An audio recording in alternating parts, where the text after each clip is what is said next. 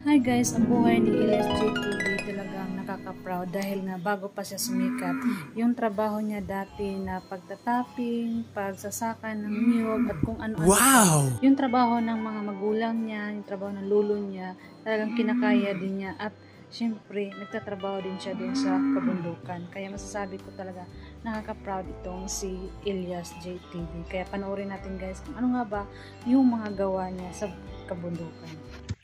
Sa mga gusto magpabuak diya, ha? Andam ra kay kumubuak sa inyo kanunay. Ay!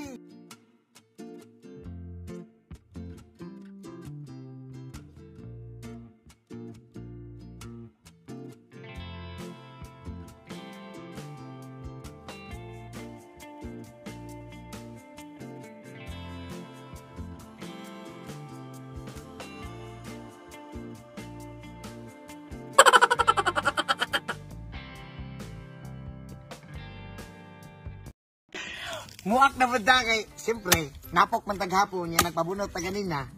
Kita na lang pabuak. Kita na lang rin magbuak, basig magpabuak po ka. Murag tigadong plastara, atong yakan. Para mga, kuan.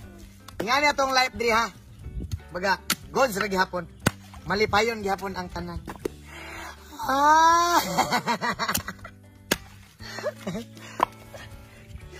Wahay! So mo nang ginaingon nga witik pinalabtik pangilong sa kabaw gihigugma ko ikaw. Naa na po dito diri karon sa bukid. Mangarga na po daog ginatawag na lang nga kupras ba. Pangdungag na po sa atong mga allowance diha. Oy, ana man natong kinabuhi dire. Oh, hi! Iparking din na ito natong 400cc nga kabaw. Oy, pag-abot na ito, wala pa man sila kahuman at aming tamblingan sa nato no. Ano mga tambling nga mga exotic diha, ada rasugod na tani. Ato lang ng tulak-tulakon kay bugat mong kayo. Kwarta na po ni pagkataod-taod at abangan din alsa. Kay bugat mong kinabuhi og wala ka. Ay, naunsa naman ni oy. Siyempre, human naman tagplastar sa itong mga sinak ko diha. At doon yan nagtaurag yugo dayon atong 400cc kay mo abante na mapunta pagkataon-taon ani. Okay na kayong plastada.